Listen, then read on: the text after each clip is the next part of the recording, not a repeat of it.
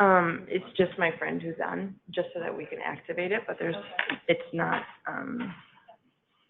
open for participation.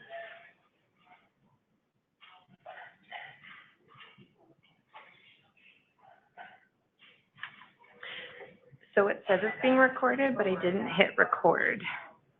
And I just wanted, like, the audio and visual is being recorded, as per your understanding, right? I won't hold you to it.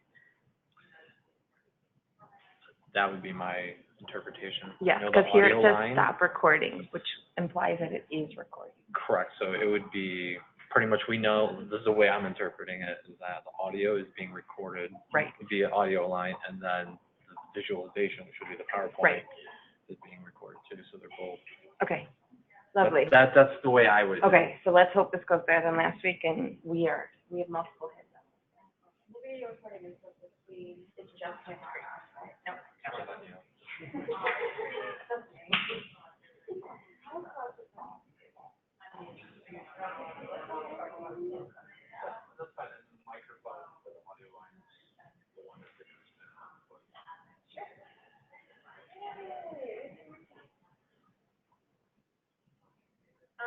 So for the first slide, I don't know if people want to sit, and then we're just going to pop up, like we can introduce everybody. We'll just pop up there. Whatever.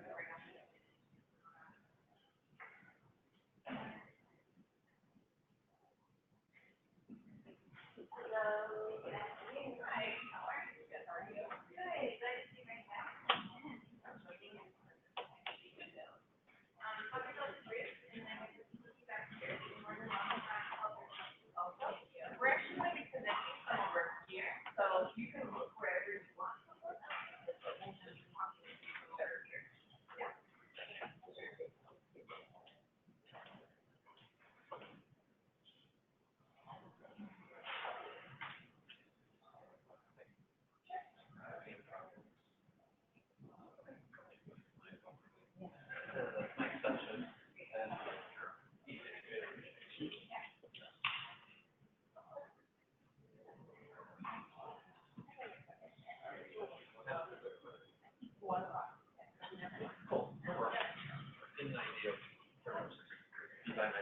Sure, thank you. Yeah, thank you.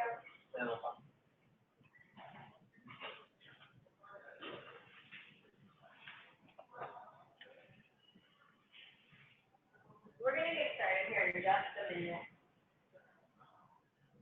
Did everybody get PowerPoint presentations to the first house? Yep. I will ask at some point before you go to see this sheet, sign in on a sign-in sheet, okay? And then there's a couple other sign-ins that if you're interested in coming to remain to the presentation and you haven't signed up, you're more than willing to sign up to the welcome. So there's 4 sign-in sheets circulating. We appreciate you helping us out with getting those signed up.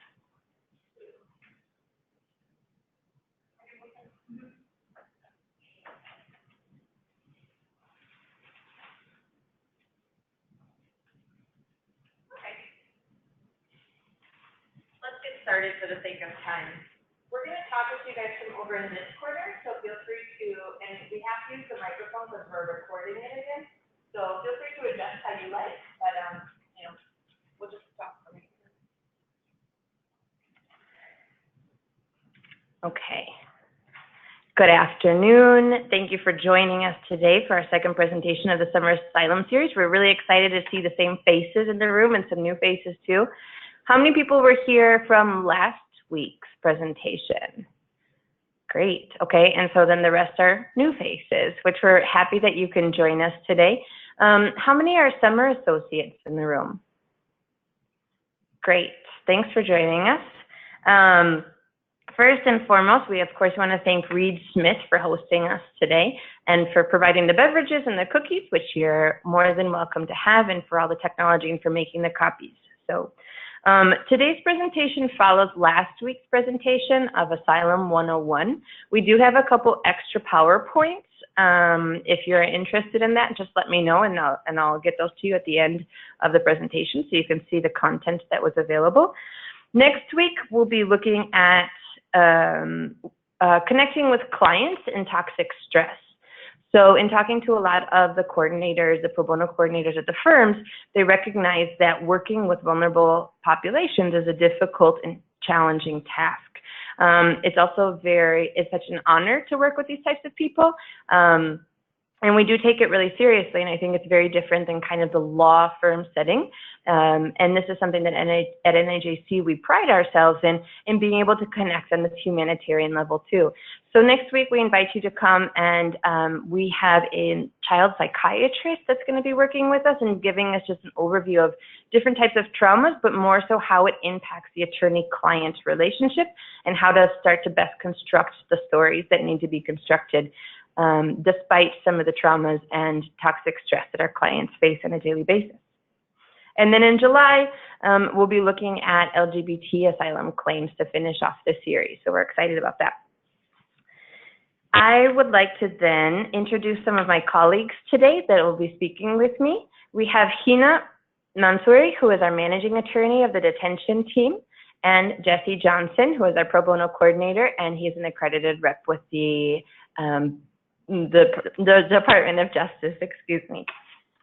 Okay. To get us started, for those of us that weren't here last week, I would like to just give a brief orientation on what we do at NIJC. So at NIJC, we work on 3 pillars. For those of you that have seen this and heard this, I apologize for the repeat. So the 3 pillars that we work with are in legal services, so direct representation. Within 1 year, we are able to serve over 10,000 non-citizen clients, and we can do this with our huge pro bono network. So right now, we have approximately 1,600 pro bono attorneys that are working in a variety of cases to help us with this representation. So we provide a variety of services to non-citizens and to their families. We also work with national and local advocacy and education. We have an office out in DC with 3 to 4 people in DC on the Hill every day, educating legislators, working through some of the policy issues, drafting, working on white papers and making sure that our laws are interpreted in a fair and just manner and that they're implemented in a fair and just manner also.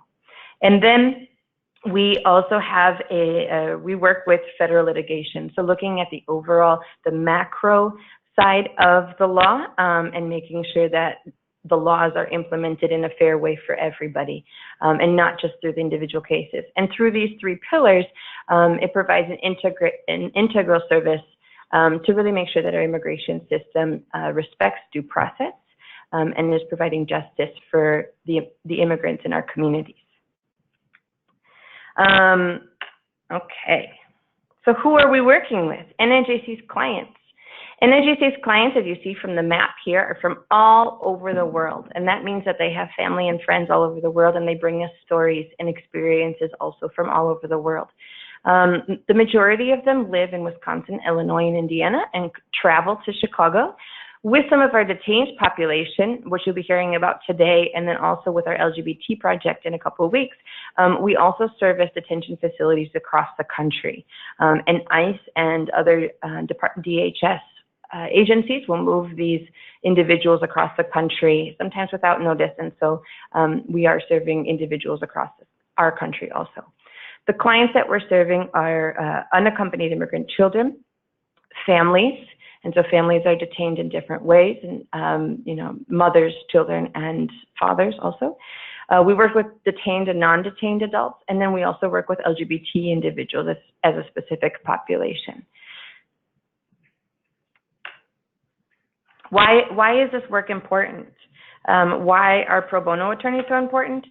In our country, immigrants do not have a right to counsel. So even though this is a very, very sticky and complex type of law with major life impact, these individuals, the families, the children, the mothers and the fathers, do not have a right to counsel. And so individuals that have suffered torture, have suffered trauma, are new to this country, some that don't speak English, have to go through these intense processes that could end them up in detention, prolonged detention, and it could also end them up deported in their own countries where they have fled fear of their lives. And so what we have noticed and what we have found through statistics is that when an individual has representation, they're 74% more likely to have a positive or to obtain relief or protection in this country. So 74% is a pretty big deal. And we're really excited that we are able to provide legal representation to these individuals with your collaboration. What happens with our pro bonos at NIJC, with our pro bono programs? So we really see it as a team effort. We have NIJC, we have the pro bono team, and then we also have the clients. At NIJC, we do take a lot of effort to vet the cases quite intensely. And so we'll screen the cases, we'll have an intake, we'll talk with the individuals, sometimes their families, we get their documents. We're looking to establish credibility that this story is, in fact, something that can move forward and hold weight.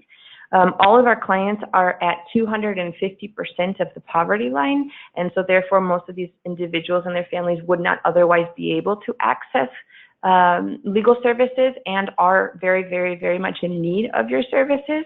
And so we're making it worth your time as well. We also then, of course, screen that there's a viable claim that they are eligible for some sort of immigration relief. NIJC will then sign a retainer with the client, and our model is that we accept all cases in hopes of finding a pro bono counsel. If we do not find pro bono counsel, however, for whatever reason, we will represent that client.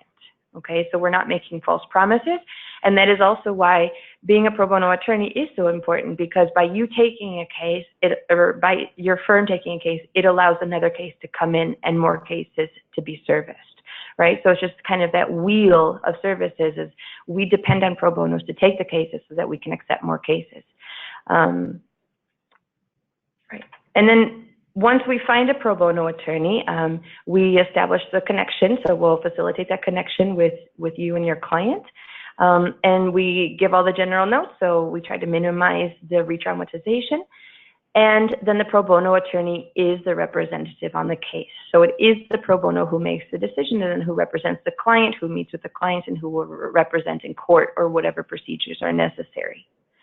The client is responsible for telling the truth, for showing up for their appointments, and for communicating, which of course is one of the most important parts of this whole process. So that's just a brief overview of what we do at NIJC. I'm not sure if there's any general questions right now before we move on to the substantive part. Okay, seeing none, I'm going to pass off to my colleague, Jesse.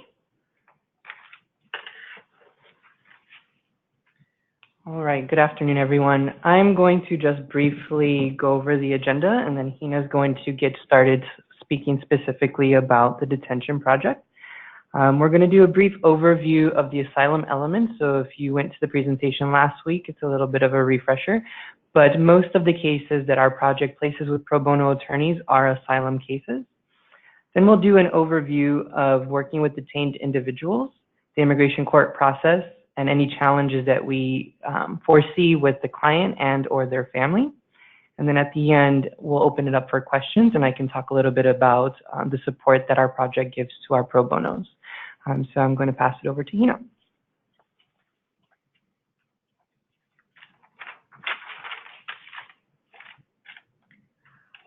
Okay, so again, as Jesse mentioned, this will be a bit of a refresher for those of you who are here last week, but nothing wrong with that, and good information for you guys who are new.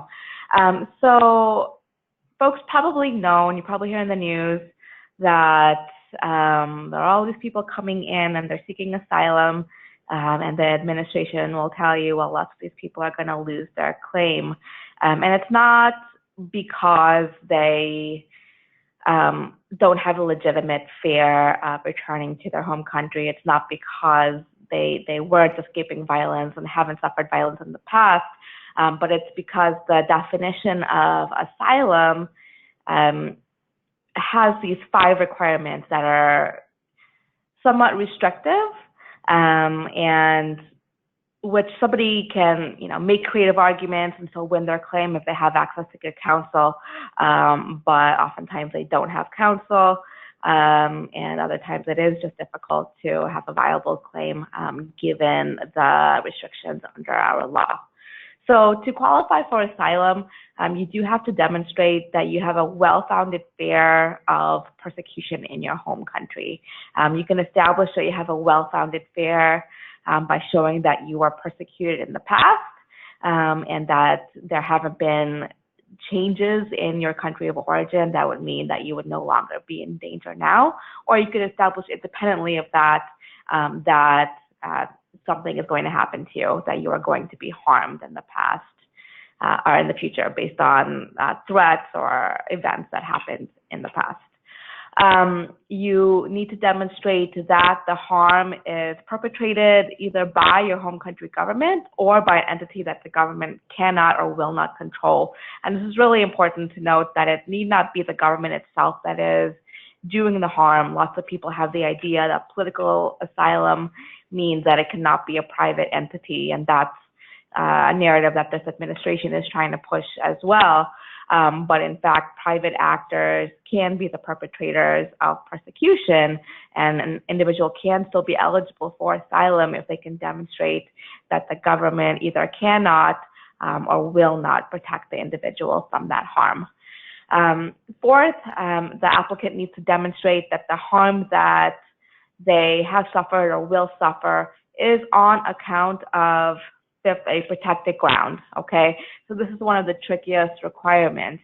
A person cannot prevail on an asylum claim by showing that they are the victim of random violence, or generally everybody in their country or in their region is being targeted.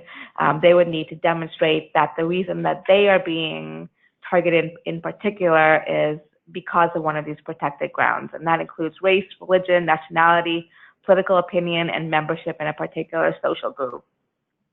If you take one of these cases, you'll see that most of the litigation and most of the room for arguments is around the particular social group, and that's because that doesn't have a definite meaning under the immigration statute, and rather is something that has been defined under case law. And immigration advocates, attorneys, seek to have courts understand a more expansive definition of this term, where it could include somebody who has refused to be recruited by a gang, or someone who has stood up to drug cartels, rather than somebody who's just more of a prototypical member of an organization or something like that.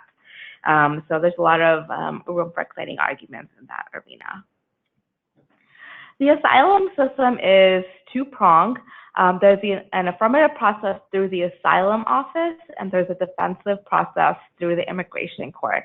Our detention project works exclusively within the defensive process, and that's because everyone that we work with has been apprehended by the Department of Homeland Security and placed in removal proceedings. So they would not have any opportunity to file an application with the asylum office, and rather would be under the immigration court's jurisdiction, and would have to file their application in front of an immigration judge. Okay, Jesse's gonna pick up here. So I'm going to talk a little bit more about the clients that we work with and why they need legal representation. So as Ellen was speaking about at the beginning of the presentation, is that detained individuals do not have the right to an attorney. They have the right to, have access to an attorney. They'll get a list of attorneys, but they are not appointed an attorney. So as Hina was explaining, this is a very complex system that people who might, who don't even speak English can grasp the concepts of asylum. And so the Department of Homeland Security is who manages this large immigration detention system, and ICE is required to fill 34,000 beds in the United States, which, as you might have seen on the news, has caused problems at the border, where we've seen young children who have died over the last year or so. We're also seeing this locally with the high number of people who are detained. Many detention centers in our area specifically are being quarantined for mumps and chickenpox. And in my years of working with detained individuals, I haven't seen it be this high. And it's mostly because of the number of people who are being detained, and these detention centers still accepting new arrivals while they are under quarantine. So the U.S. immigration detention system is endangering the lives of the people that we are trying to serve and making a mockery of due process. If the facility is under quarantine, those individuals are more likely to not appear in court in person. They'll be done over video. We always strive to have our clients there in person because over video with an interpreter who might be over the phone is just very difficult to do in court. And then these individuals in custody just have little access to the outside world. It makes it difficult for them to try to find representation, reach out to their families. Making phone calls are not free. Individuals are not allowed to work at every facility. If they are, it's $1 a day. And so as you can imagine, it's going to take a few weeks of working for them to have enough money in their account to maybe even call a family member. And that's not taking into consideration calling internationally, which is going to cost more money with their funds. Thankfully, at least in the detention centers that we serve, which I'll speak about in a little bit, they all have access to at least call the National Immigrant Justice Center for free so that we can do a consult with them over the phone and maybe schedule a follow-up also for free another date to get some more information for them. Included in here, and we can send it around after the presentation, is a link for a report for alternatives to immigration incarceration. You know, we push and strive for individuals to not be detained, and that can start, you know, at the border for people who are recent arrivals. The government has the power to not keep someone detained. They can parole them out into the United States. So we've seen that decreasing over the years as well, especially for individuals who are transferred to the Chicago area. It's highly unlikely someone who is seeking asylum at the port of entry is going to be paroled out. Also just advocating for bond for these individuals, not only to get a bond, but a bond that they can afford. You know, recent arrivals sometimes without representation can get a bond of up to $7,500. And we're talking an 18, 19-year-old who's never been to the US, who doesn't know English, who has no crimes, who might not be able to pay that. And so then they must remain in detention. And then in that report, there's information done by our colleagues at the Interfaith Committee for Detained Individuals. We work a lot with them. They do a lot of housing for us post-release when someone wins their case and they are released from detention. We also work with them in finding housing for individuals, for instance, who are 17 and about to turn 18. Oftentimes, once someone turns 18, they get transferred from a shelter to a detention center. So our colleagues at NIJC work really hard to ensure that that doesn't happen. But we often get referrals from individuals who just turned 18 and were transferred to a detention facility in the Midwest. But with the Interfaith Committee for Detained Individuals, if we can find a space, a home for them, pitch that to their ICE officer, hopefully they don't get transferred to ICE custody. Okay. So more specifically about how people are detained. As I had mentioned, people can be detained at the port of entry. So that means walking up to an officer seeking asylum, then they will unfortunately be immediately detained. They can remain detained throughout the process unless they are paroled out by that officer or another officer. And then that's how we come into contact with them, is they don't have enough bed space along the border, so they might get transferred to a facility in our area. People are also apprehended at traffic stops. You know, if they get arrested and it comes up that they do not have status, oftentimes they can be transferred to ICE custody. ICE enforcement, we see this, you know, all the time in Illinois and in other states in the Midwest, where ICE is specifically going out looking for individuals that they know who are here with a prior order of removal, and they are seeking out to arrest them, to deport them. Post-criminal sentence, we often see individuals who are serving time in criminal custody, and when we ask them how they got to ICE custody, it's because once they finished and they were paroled out of the criminal case, there was a detainer on their case, which means ICE has a certain number of days to then pick them up before they are released from serving their criminal time. People can also get picked up at their immigration interviews themselves. For instance, here in Chicago, if they're applying for their green card and an arrest might come up that wasn't disclosed and it's denied, they can be detained there at the interview. So once an individual is arrested, they are processed at a processing center or detention facility, and I'll discuss which are the closest to us in a moment. They are fingerprinted, they're interviewed at the border. If they have a fear of returning to their country, they're interviewed again by an asylum officer if they've indicated that they have a fear of return, and then they are placed into proceedings before the immigration court, which Hina will go into detail about in a little bit. But that's when the next step is they, plead their removal defense and hopefully win their case. If they lose, they do have the right to appeal. That appeal process can take many months, and again, they are detained during that time. So who are these individuals who are detained? They are individuals who have been harmed or tortured, who have fear of harm or torture in their home country. So it goes into what Hina was discussing about the different prongs of seeking asylum in the United States. They also can be newly arrived undocumented individuals, people who've lived in the United States for many years who may have gotten pulled over at a traffic stop and then were placed into proceedings because they didn't have status or they overstayed a visa in the past. But we also see long-term lawful permanent residents. Those are often lawful permanent residents who may have committed a crime and then are then transferred to ICE custody. And then sometimes we have seen United States citizens in ICE detention because they don't know that they're a US citizen or they can't prove that they're a US citizen, and ICE just doesn't look it up to say, oh, we can't keep them here because they're citizens. So there has to be work involved, or they have to apply for an application to get proof of their citizenship to show to ICE. But the ages of these individuals vary, as I explained. Juveniles are in shelters, but once they do turn 18, they can get moved over to ICE detention. But these are people who are fleeing likely harm in their country due to gang recruitment, domestic violence, forced military conscription, and the list can go on and on as well.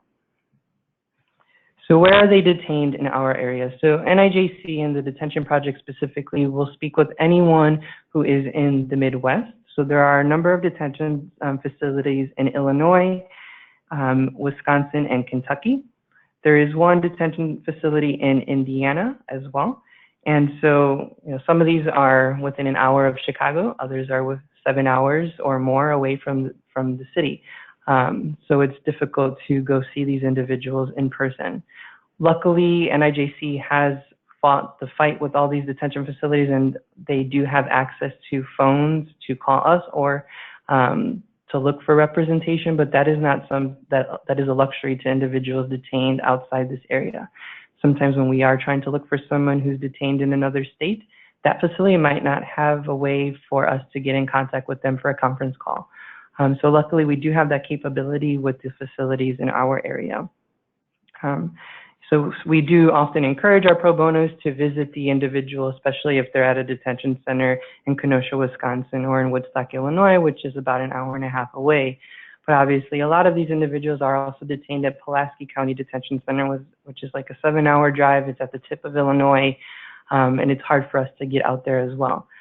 So fortunately, we do have partners with local universities who do one-on-ones with these individuals at these faraway facilities so that we can at least get some information and see who we might be able to help and then pitch to pro bono attorneys. And people often get moved without notice as well.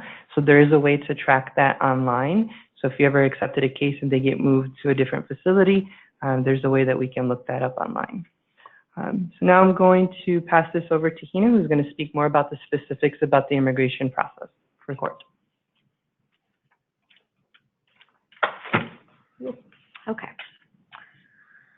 Okay. So the immigration court process is in large part governed by a statute of the immigration, a section of the immigration statute, a section 240 of the INA. We call these 240 proceedings. That's when somebody is placed in full-fledged removal proceedings where they can apply for any type of relief for which they might be eligible. And it's an adversarial process. It's judged by the immigration judge. And on the other side is an attorney for the Department of Homeland Security, Immigration and Customs Enforcement.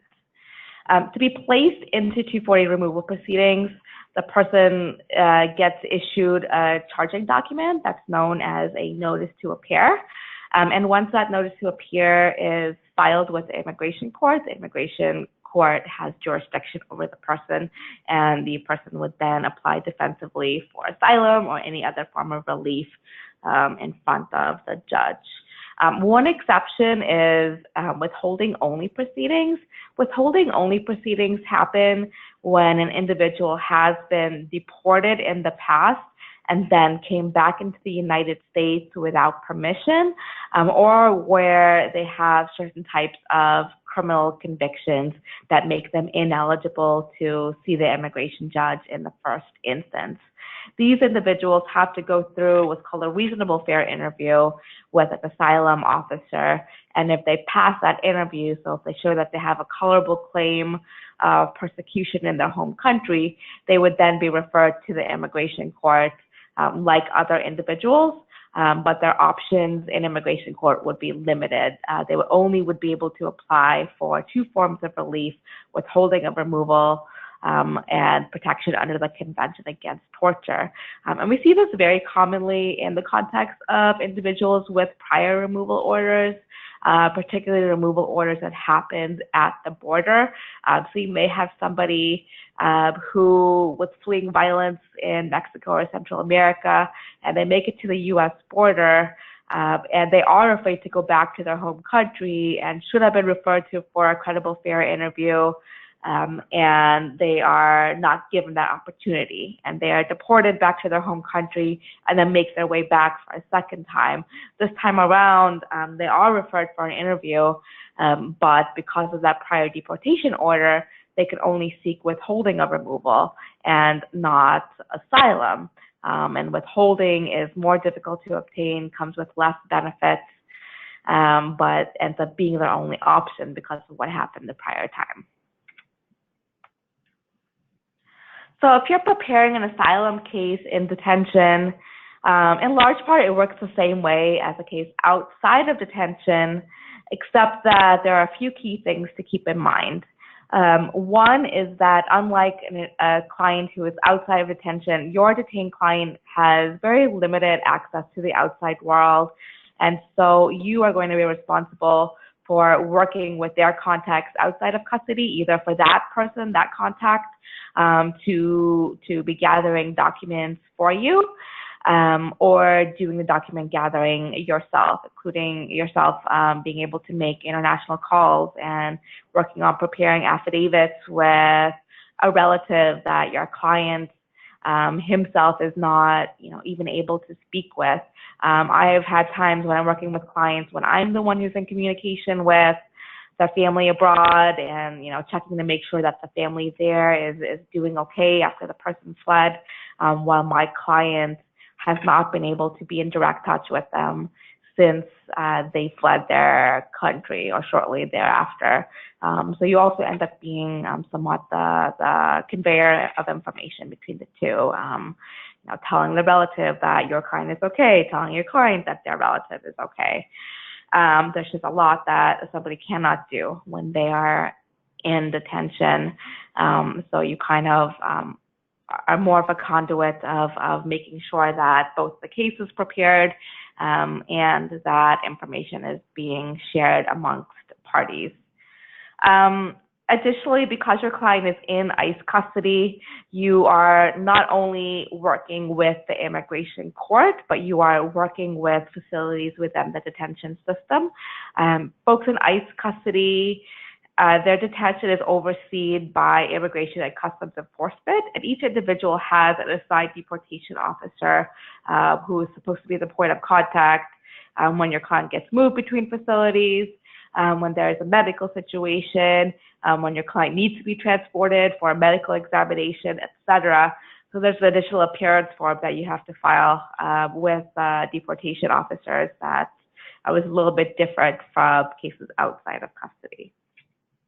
One interesting thing that people aren't always aware of is that folks in our area, Jesse was going through the list of facilities, and you may have noticed that they are county jails. Okay, so these are county jails that are run by county law enforcement officials. They are not ICE officers. So while the day-to-day functions of detained individuals are controlled by these county officials, overall, it's ICE and the deportation officer that has to say as to whether they are detained at all, and whether they get transferred between facilities. The officers in the actual detention facilities are clueless about what's going on in somebody's immigration case. So in a detained asylum case, like a non-detained case, you would file an asylum application, and then the case would be set for an individual hearing. An individual hearing is a trial in front of the immigration court. Unlike trials in normal federal courts, normal state courts, the rules of civil procedure and the rules of evidence do not apply for the most part. That said, DHS is always going to object. The immigration judge is going to reprimand you if you ask overly leading questions, or if you ask a question that calls for a narrative and your client rambles on without stopping. So you do still have to be aware of those rules and be prepared to make sure that your direct examination is in line with the rules of evidence to the extent possible. One exception, is, with respect to information from third parties, lots of times you will ask questions where you are relying on third-hand information, and for the most part that is allowable, so long as you can establish how your client obtained that information. So you would go through your individual hearing with a direct examination, cross-examination, questions from the immigration judge, and then you would be permitted to make a closing statement. And then the immigration judge, most of the time, would make their decision on the same day as the hearing, though occasionally, if there isn't time to finish all testimony, or if the judge wants time to think about it, look through your exhibits further, he would set it over to another date for a decision, or would tell you that he's going to mail his decision out to you, and it would be a written decision that you would get via postal mail. But it is very possible that your client could be released the same day as his individual hearing if the judge grants the application and DHS does not appeal the grant. And we do see that happening frequently where, directly after the hearing, a pro bono attorney or ourselves is going over to the ICE location where somebody is being released, picking up their client and bringing them back to the office so that they can move on with the next stage of their life.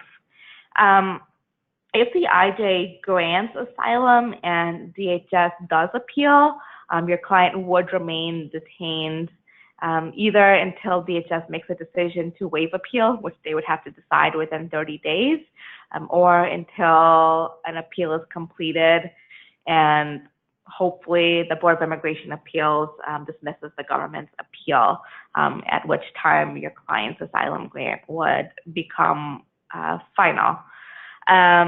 If the immigration judge grants withholding of removal or relief under the Convention Against Torture for those individuals who aren't eligible for asylum, it works a little bit differently. Under the law, somebody who's granted those forms of relief still gets a removal order, and ICE still gets to try to deport them to any other country aside from the one where the judge found they would be persecuted or tortured.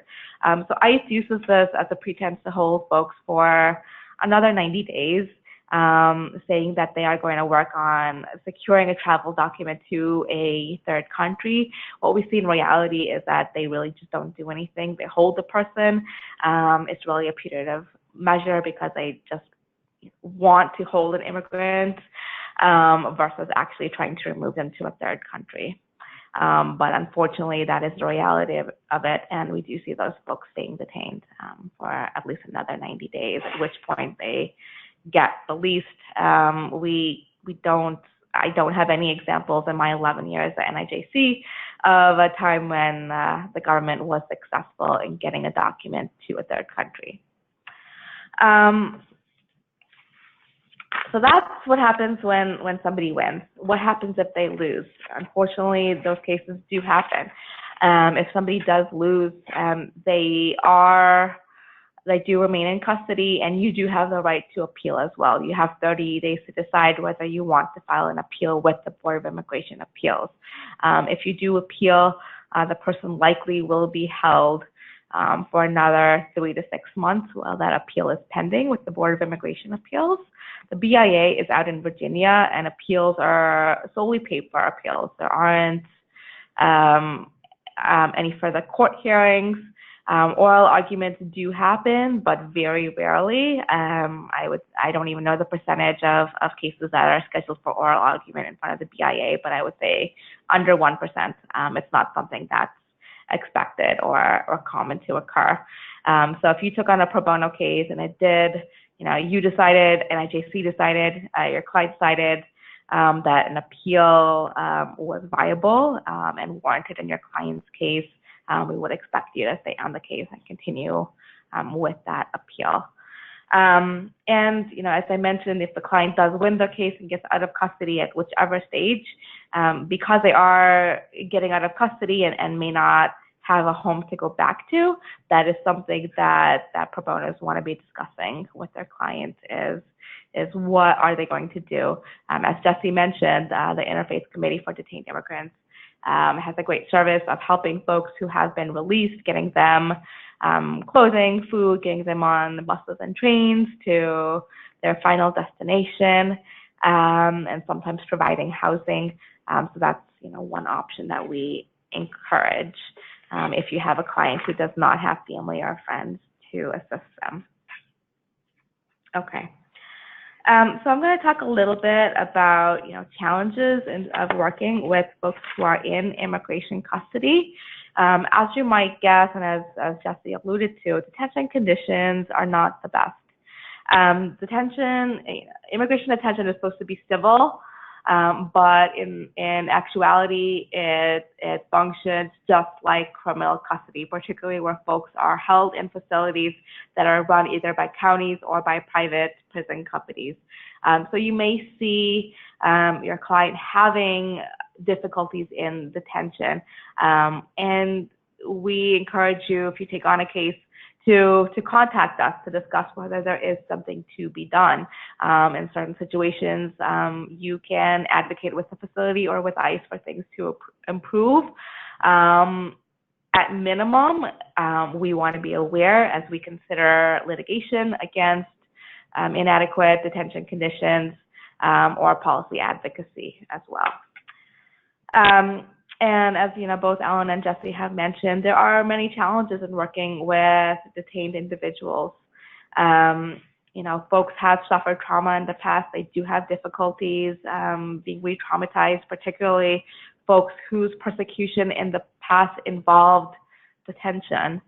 And detention facilities don't properly treat folks who are expressing a suicidal ideation or expressing that they're not able to handle the conditions of their detention.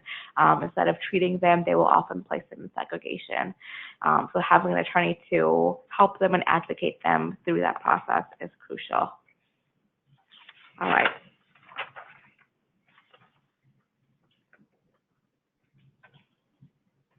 Okay, finishing up a little bit. We have a variety of resources for our pro bonos. As Ellen was explaining, we also sign a retainer with these clients, so we're of counsel. And my role as a pro bono coordinator with the pro bonos on the case is to help you and guide you through the case from beginning to end. Detained cases can take anywhere between 2 to 3 months. So it's a very expedited timeline. Because of that, we also have a lot of resources. So on our website, there are a variety of manuals, webinars, presentations such as this one, frequently asked questions. All of that can be found on our website. It's also going through a revamp, and that's going to be up and running in the coming weeks. But there's a very in-depth asylum manual on there. And also in the coming weeks, there's going to be a detention supplemental manual on there as well. So that you can use while you're working through your cases. But again, I'm also always available for every pro bono case that we place with our pro bono attorneys, but all of these resources are available. And, at the end of the case, we do have a lot of happy endings. We try to, pro bono attorneys love to take pictures with their clients. It's always a very happy time. I try to be there if and when I can.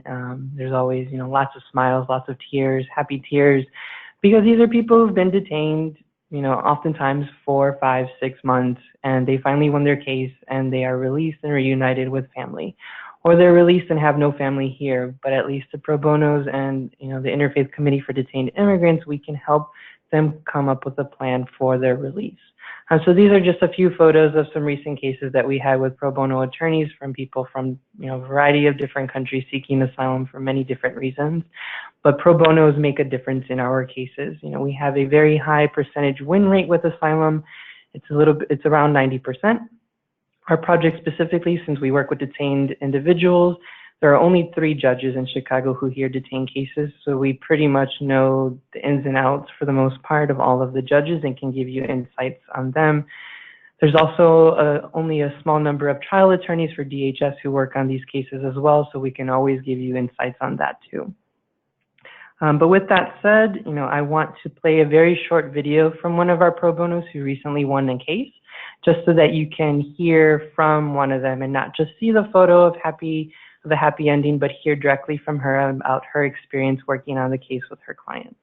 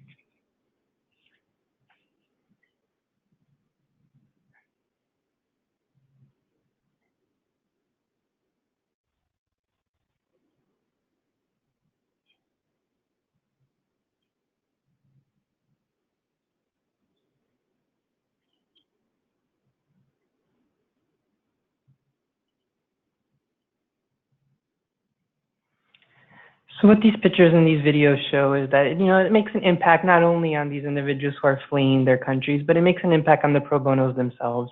And they also show that these things can be done. It's not easy work. It's not something that we can do and put together overnight, but it's something that can be done, with you and your team at the firms that you work with, and also working with NIJC, with myself, and with attorneys like Hina. So with that said, I want to open it up to see if anyone has any questions about anything that we presented today. Well, I'll be around for a few minutes afterwards as well, so feel free to come up to me if you have any questions you want to ask us in person as well.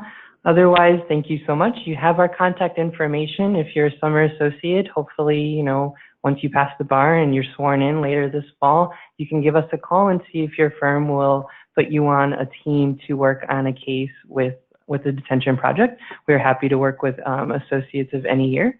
And then as Ellen was explaining at the very beginning, our next training is next week on connecting with clients under toxic stress, and that will be on June 25th from 12 to 1.